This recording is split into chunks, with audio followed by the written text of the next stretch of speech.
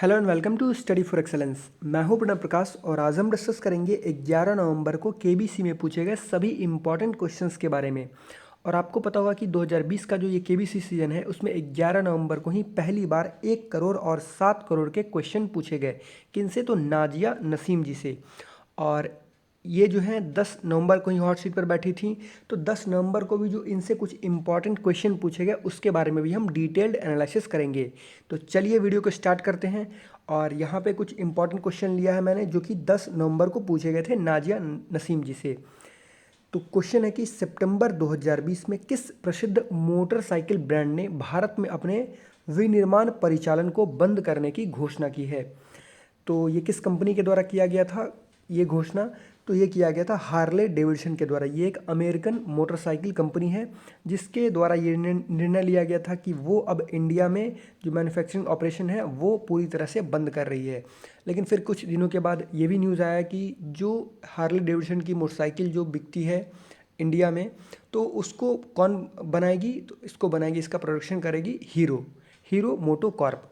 तो ये एक इंपॉर्टेंट क्वेश्चन था जो कि पूछा गया था नाजिया नसीम जी से। फिर नेक्स्ट क्वेश्चन पूछा गया था कि इनमें से कौन इस्लाम के 5 स्तंभों में से नहीं है?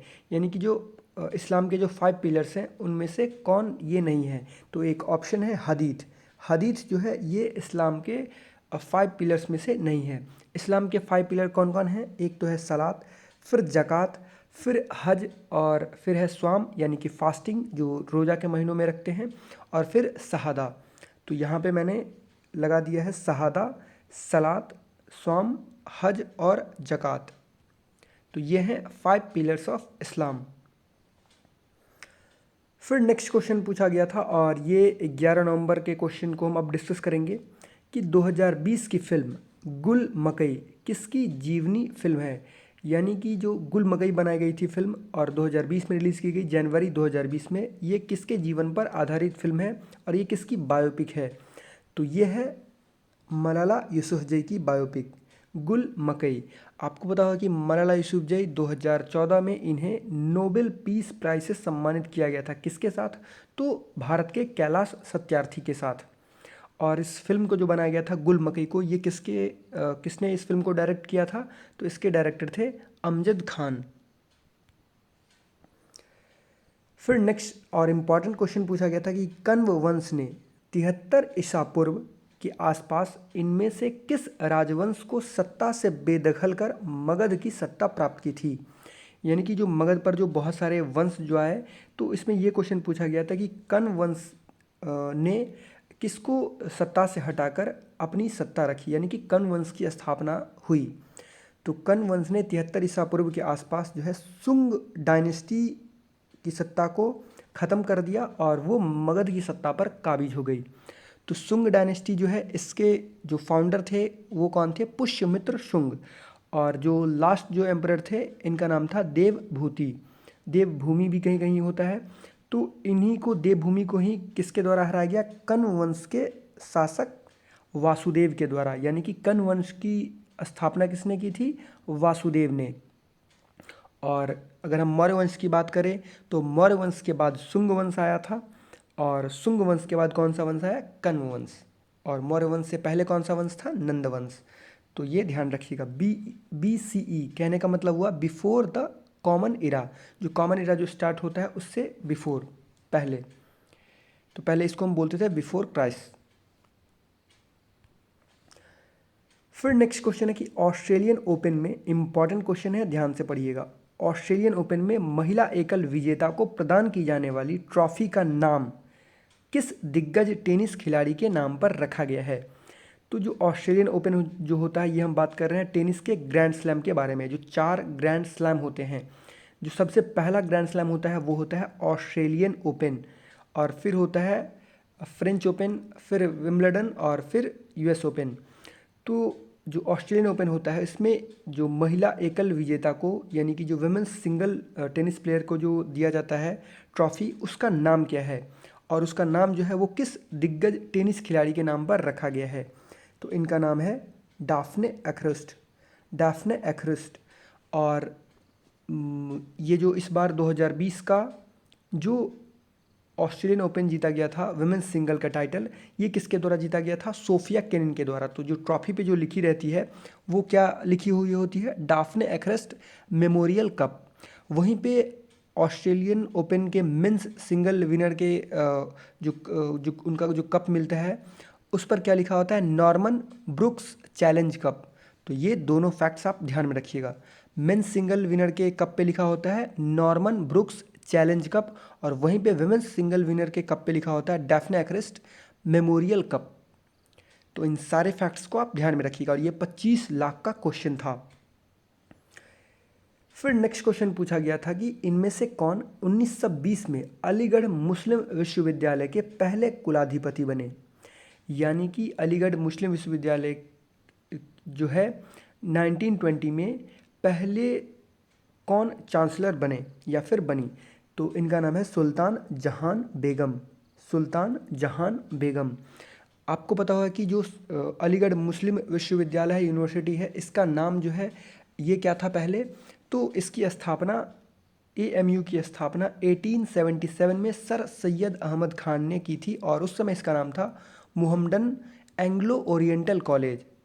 तो ये ध्यान रखिएगा। और इसका नाम जो है 1920 में AMU यानी कि अलीगढ़ मुस्लिम यूनिवर्सिटी किया गया, और उसी समय पहली चांसलर बनी अलीगढ़ मुस्लिम यूनिवर्सिटी की सुल्तान जहां बेगम, और ये बेगम कहाँ की थी? भोपाल की।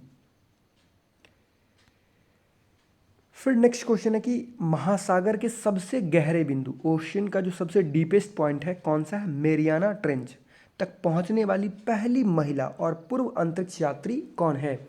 तो इनका नाम है, और ये जो है 1 करोड़ का क्वेश्चन था, और ये क्वेश्चन को नाजिया नसीम के द्वारा फ्लिप कर दिया गया। वैसे हम इस क्वेश्चन को भी सॉल्व करेंगे और इसका डिटेल एनालिसिस भी करेंगे।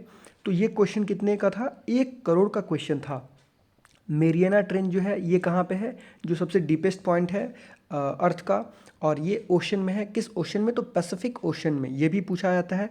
और इसकी जो गहराई है ये अप्रॉक्स 11 किलोमीटर है, 10,994 मीटर। तो अप्रॉक्स 11 किलोमीटर का इसका जो डेप्थ है वो है।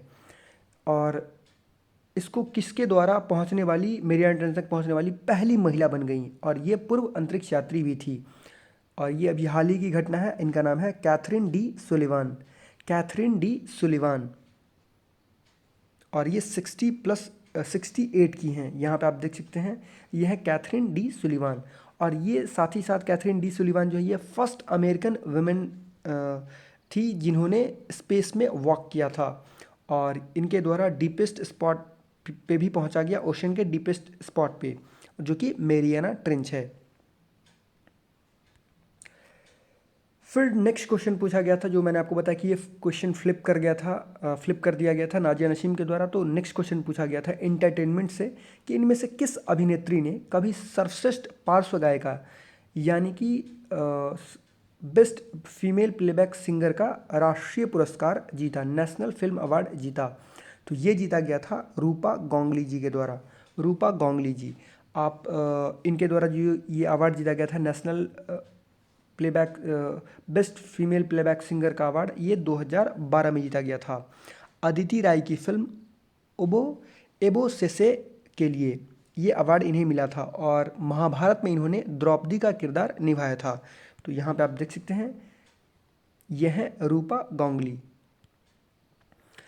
फिर जो 7 करोड़ का क्वेश्चन पूछा गया था, तो ये 7 करोड़ का क्वेश्चन है, और ये था कि नेताजी सुभाष चंद्र बोस ने सिंगापुर में कहाँ सबसे पहली बार आज़ाद हिंद सरकार की उद्घोषणा की थी, यानी कि उसकी घोषणा की थी, उस सरकार की, आज़ाद हिंद सरकार की गठन की घोषणा की थी सिंगापुर में कहाँ?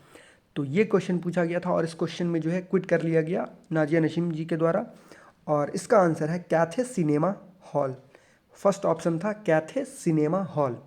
यहाँ पे मैं आपको कुछ पिक्चर भी दिखाऊंगा। यहाँ पे आप देख सकते हैं, provisional government of Azad Hind फौज ऑन 21 अक्टूबर 1943 को सुभाष चंद्र बोस ने राज्य के प्रधानमंत्री और प्रधानमंत्री के रूप में आज़ाद हिंद यानी कि आज़ाद भारत की अंतरिम सरकार के गठन की घोषणा की। तो ये आप ध्यान में रखिएगा। और यहाँ पे आप देख सकते हैं Bose announcing the proclamation of the formation of the provisional government of Azad Hind at Cathay building 21 October 1943। और उसी समय में जो कैबिनेट मिनिस्टर हैं उसकी भी घोषणा की गई इनके द्वारा, सुभाष चंद्र बोस जी के द्वारा।